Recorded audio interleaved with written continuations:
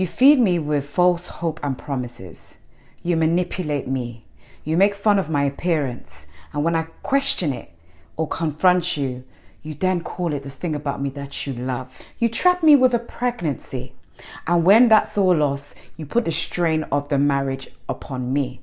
Financially, emotionally, every type of way possible. You put it on me. You call me some type of demon after another pregnancy loss and basically blame me. You encourage me to get fatter, encourage me to work like a horse so that it brings you the bread. Then you try to take my life in front of our child and then make a false accusation against me to get me in prison. You were so determined for me to lose everything, including the house that I bought. And you want me to forgive and forget? I don't think you guys know me. Welcome to a Q&A today. It's been long overdue. Haven't done one of these in a hot minute. In fact, it's just different now. When I used to put back in the day, hey Q&A, everybody would just throw me with hundreds of questions. I'll be overwhelmed. But I've got a few questions on Instagram and YouTube, which actually is easier. I said to myself, do you know what? There's quite a lot. Let's say within about 20 to 22. I used to get hundreds. I guess people don't care about these no more. But that's even better. So I can actually try to get through as much questions as I can. So I'm going to probably split this into 2 videos, to be honest. Today, I'm going to be answering a lot of questions about obviously the recent series I did, to do with dating, to do with church stuff, children, a bit of those type of things. And in the next video, we'll talk about, and I'll probably do that in the next couple of weeks or something, well-being, moving forward, healing, and my goals for myself, okay, in the next coming years. So just stay tuned and let's get into it. I want to lead on from what I kind of introduced the video from, and the question is, did you or do you forgive your ex for all the pain he caused you? Forgiveness is a very, very, very, very, very tricky one, because it works hand in hand in just forgetting. And if we're saying I've forgotten, I absolutely haven't forgotten. Do you know what I mean? So can I forgive? You know, I would say that a wise person would absolutely know to never ever offer themselves, their heart, attention, or anything in that nature to anybody who has severely wronged them. And I would absolutely be one of them. Would you class that as unforgiveness? Because some people would deem that as unforgiveness. Now, do I dwell day to day on all the things that has been done to me? I don't. I very much am moving on. I'm very much in a place of gratitude. I'm very much in a place of, do you know what? This was a big part of a life experience that perhaps I needed to see, just to equip me with strength, to equip me with some type of wisdom that I definitely gained as part of the losses of what I had to endure within the time that I was married to him. And all the same as well, moving on is me very much not giving too much attention to this. So where I'm scanning through a lot of the questions, for example, a lot of it is tailored towards him. And I will be honest with you, day to day, I'm not sitting here in my mind thinking about ways that I'm so, drawn down of all of the hurt that has happened. Of course, there's been a period of time of reflection to which I've had to sit down and be like, wow, this person done this, this, and this. And this is how it's hurt me. This is how it scarred me. This is now me now in the phase of having to rebuild from all of that trauma. But at the same time, I know that I don't move forward if I dwell in that setting. It's just not a positive, and it's just not an encouraging thing for me to do for myself if I want to move on. So to answer your question, if I've forgiven him, it's a very tricky one for me to disanswer. I'll be honest with you, because out of everything, I think the thing that smacks it the most is you trying to end me completely. That is a lot. That is a lot. But all the same, dwelling on it doesn't actually take me further. Now, what I would say is, I think I am satisfied of what it actually is doing to him, at the fact that I'm moving on and thriving. And I'm not intentionally doing things to prove to him that I'm moving on and thriving. This is an energy thing now. You come to me and you see me and you spot the radiance and the glow. That's an energy that I've had to enhance in my personal life and my personal journey that I can't help, because I'm in this chapter and this season of my life now. And that is very much reflecting of somebody who's moved on. So I have moved on, and I don't intend on dwelling in the past. But you know, I can't help but think that my growth is eating this individual up, because this is a person who clearly was trying to diminish and stop somebody from growing in their personal journey in various different fashions. You know, when I don't know who sold us this lie of, you know, just forgive them, it's gonna give you some type of, I don't think so. I think a person should absolutely be punished for the wrongs that they do to others. Not like I have to go out of my way and do that punishment. Part of the punishment is acknowledging that they are sitting somewhere, okay, literally in the depth of the hurt that they caused me, and me being satisfied knowing that that is happening to that individual because they absolutely deserved it. And I say that with my whole chest. So that's my answer. It's never going to be a straightforward answer. Sorry. Sorry, you guys, but that's truly my answer. Okay? Right. What's the next one? Oh, this one was interesting. Diana, is your ex not angry that you are spilling the tea? And this is another thing as well. I just said this. I don't day to day sit down and think about him. Like, it just doesn't happen. But yes, I've just made a series that is pertaining to my life with him. So it only makes sense that people are going to ask me questions. In fact, I knew that a lot of the questions was going to come off the bat of that. But first of all, it's unfortunate that you have seen my pain, my trauma, and a lot of real things that has happened to me that really hurt me and really, really, really caused a lot of damage. You see it as tea.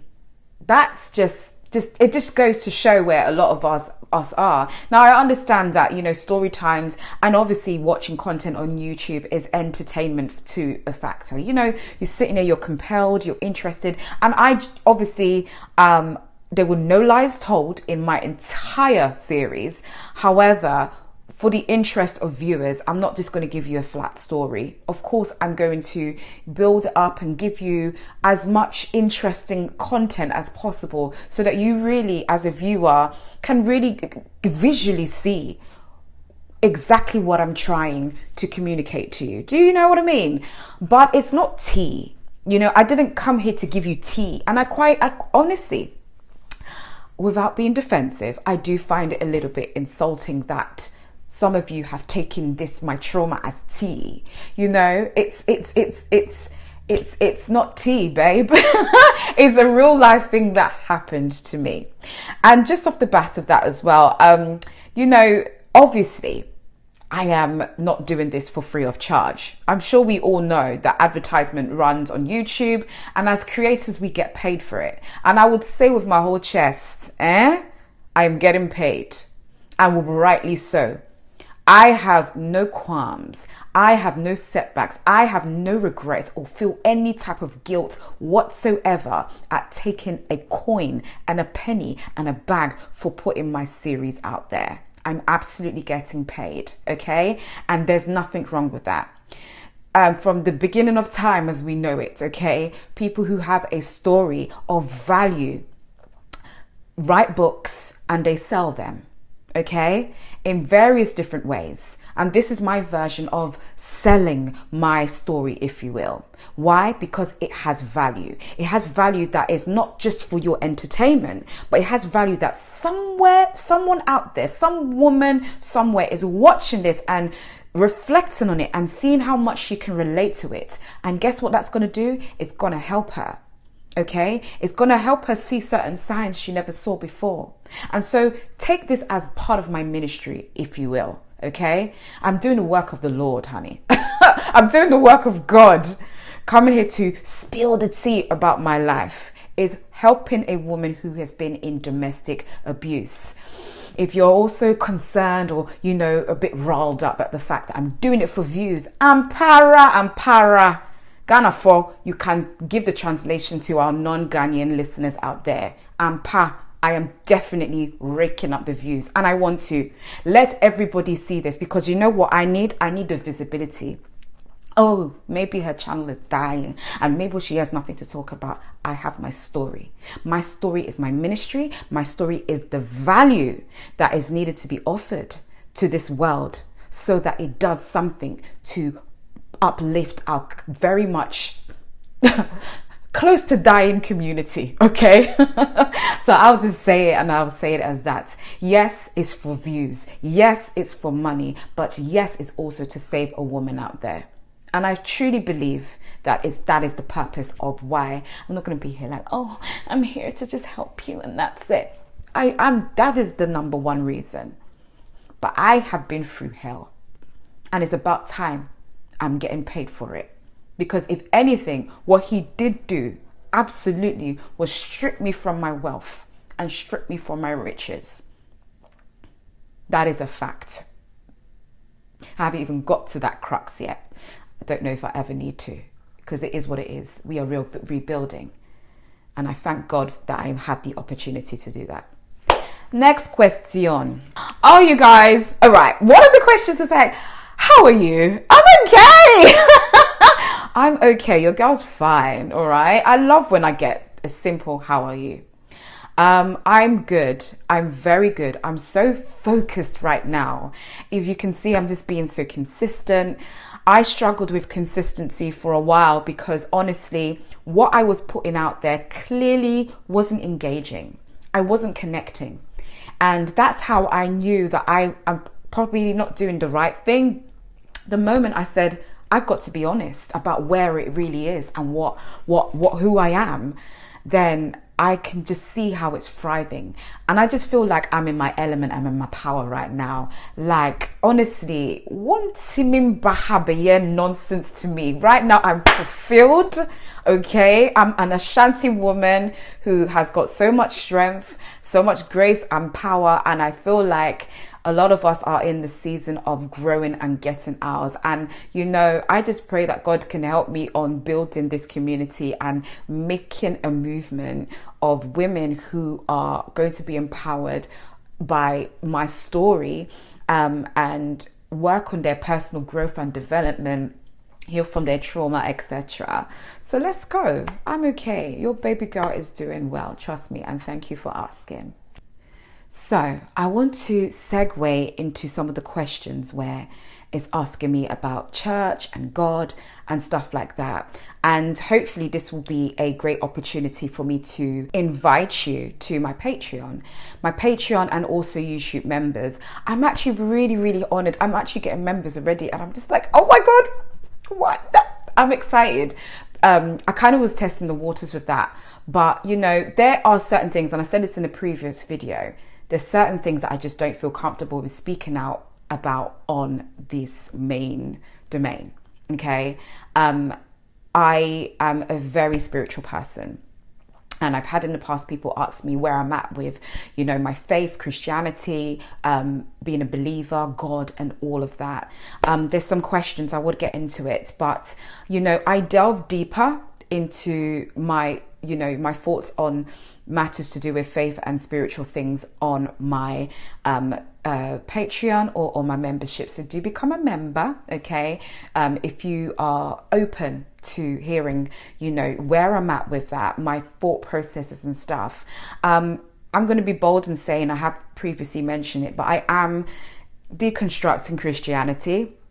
It feels like a lot of people are doing this at the moment. I don't see it as a trend. This is deeper and serious than just a trend, honestly, because a lot of us who are doing this, if anything, have been quite deep and, very, very much into the faith. And if anything, kind of afraid to leave. I was definitely afraid to question, I would say, not leave, question, because I'm definitely at the questioning stage.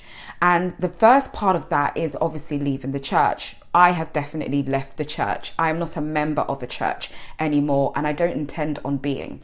If you do invite me to your service, though, I will gladly come. I mean, why not? But all the same, I very much appreciate what religion has done in terms of the movement of mankind, humility, helping people, helping the poor, helping the sick, hospitality, etc., etc.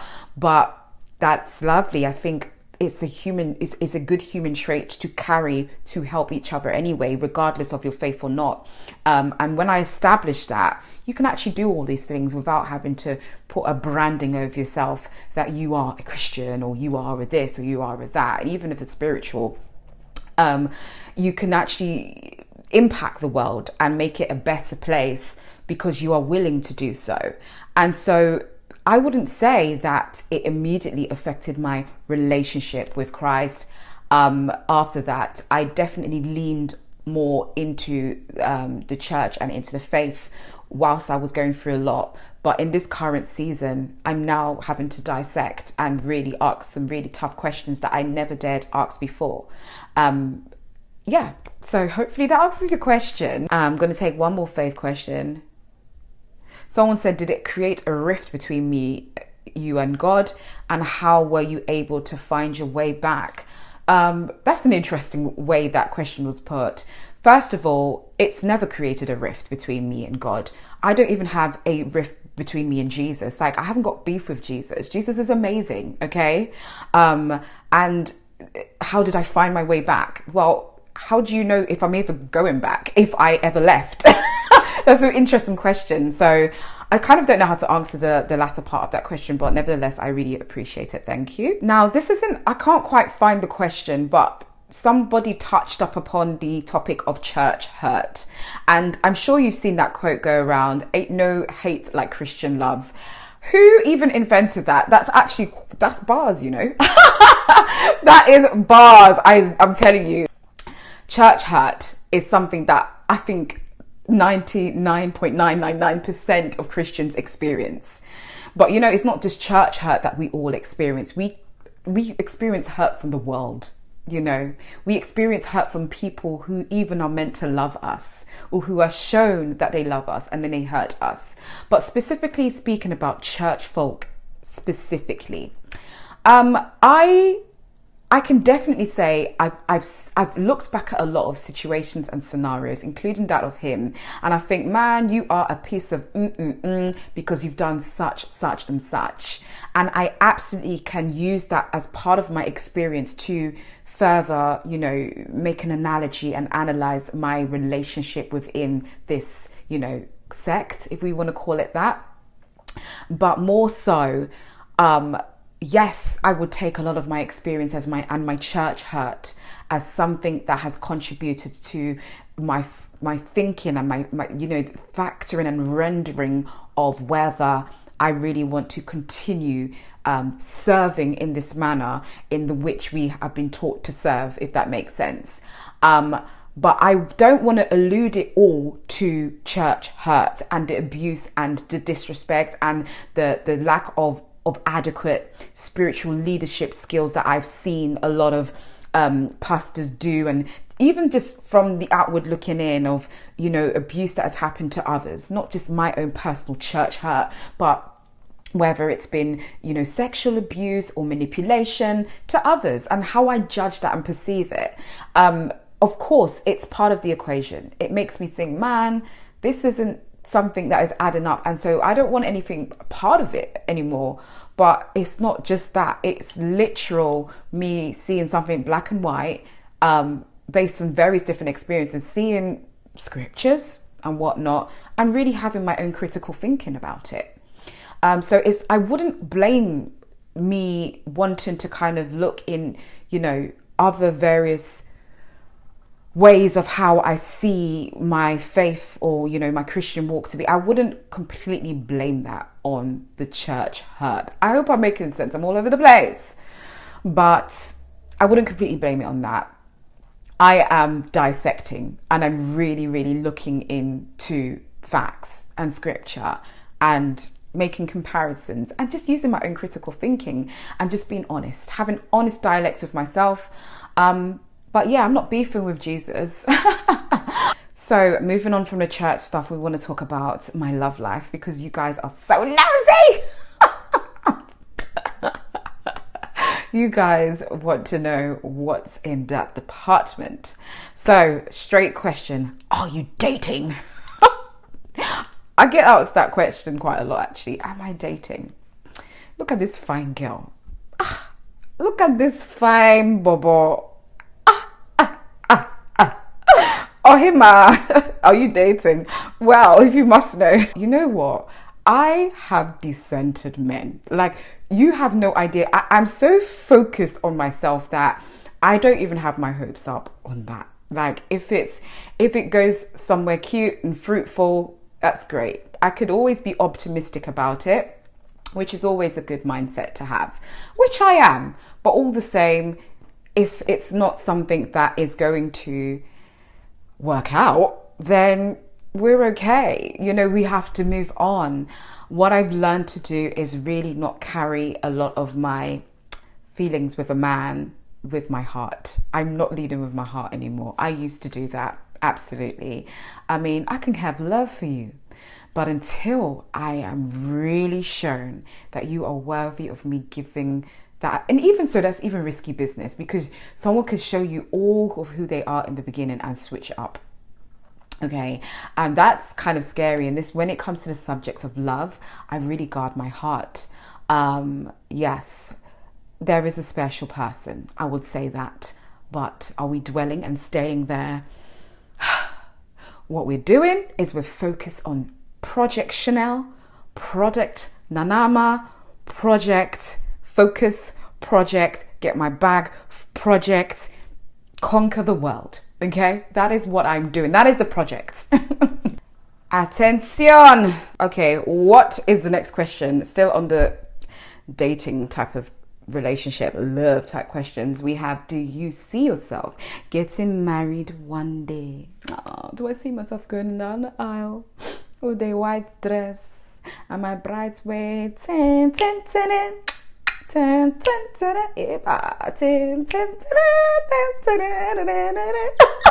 guys, I could be so goofy sometimes. Please forgive me.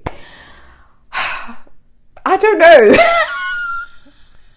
I don't know, and I don't want to say I don't care, but it's not a priority. I'm not even gonna lie, you guys, it's not a priority.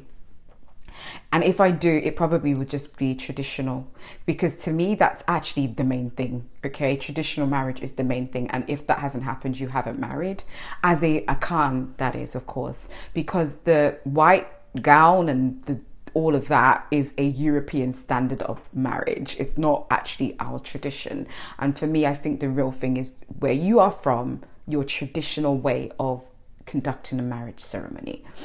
And I might do that. And people call it an engagement. It's actually real marriage.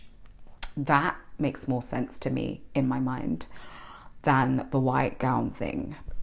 But, you know, it just depends. I don't know. I don't want to put that out there. I've done it before and I'm not in a rush. Let's just put it that way. Okay. Last question on them, men. What is the biggest lesson that you have learned in your experiences with men? Well, what I would say to that is various men give you different experiences. So what I experienced with my ex-husband is different from what I experienced with an ex-boyfriend. But as a whole, if we want to center them and put them in one big pile together, one big bunch, what I would say is a lot of men don't really understand women, and I don't think they ever will. And they may argue and say, well, you girls don't understand men. I would argue back and say that's absolutely false. We do understand you. Whether we accept it or not is a completely different thing. But as you know, you come from us, okay?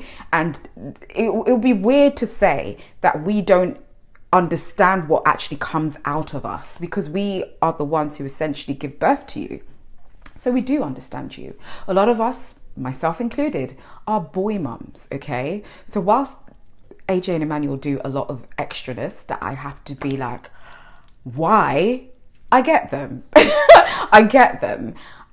Is it always acceptable? No, it isn't. And this is why sometimes you have to go to the naughty corner. And so my biggest lesson really in all of this is a lot of them, for the most part, don't understand us. And based on who that ends up coming in my path, I have to remember that. I can't forget that. Like immediately, that my thing is, and it's not a guard and it's not to warn you away, because I'm not trying to scare people off all the same, but I'm being realistic. To guard myself and guard my heart, I just need to understand what you are typically going to come with, which is not always the most pleasant things, unfortunately. And I do feel that a lot of men, especially our men, black men, yes, I'm talking to you, if you are watching, a lot of them have a lot of trauma that they are unhealed. A lot of black women have a lot of unhealed trauma as well, but we can recognize that, and a lot of us are working on it. But a lot of men remain in the unhealed phases, and they take it from relationship to relationship to relationship. A lot of them lack emotional intelligence. That's a big thing that I've learned about men as well. They don't, because they are perhaps born with that testosterone and they're masculine. Emotions is something that they don't typically want to deal with, which if you're talking about pursuing or being with a woman, if you don't learn emotional intelligence, then you're never really going to have a fruitful and an understanding relationship with her. It's really that simple. Meh. Now, I'm going to answer one last question because I think this is very important. Hi, Chanel, love your content. What do I say to someone who is afraid to leave her marriage? I think you need to ask them what they are afraid of, because varying people have varying reasons too. Someone is afraid because, you know, they're scared about what someone else will think about the fact that they left the marriage. Another reason maybe because she's afraid of her partner. He may not have even necessarily been physically abusive, but just afraid of him and just everything about him, perhaps because he controls everything and stuff. Someone else may have a entirely different experience as well, and you know, leaving them could be because they are scared to leave them because they might find other ways to hurt them or harm them, or just take away everything of what they've built or who they are. And some people are just afraid of disappointing others, you know, disappointing their spouse. And some people are also afraid of, you know, all the financial repercussions that would occur due to the end of a marriage. So it's important to identify what it is that they are afraid of. Take this in stages. That's the first question you have to ask your friend. I'm assuming this is to a friend. I don't know if it's to yourself, but that's how it's phrased. So what is it that you're afraid of? And then start dealing with that particular thing that you are afraid of. That's the best advice I can give you. Okay, my loves. So I have a ton of other questions, and this is why I'm like, I need to split my Q&A into various different ones later down the line. Maybe in the next couple of weeks, I will continue them. A lot of it is to do with well-being and weight loss and healing, and asking me about future and growth and investment and money and all those wonderful things, because as I said, us the girlies are getting ours and we're getting it good. Okay, so thank you so much for watching today's video. Please leave your comments below, and of course you'll see me in the next one.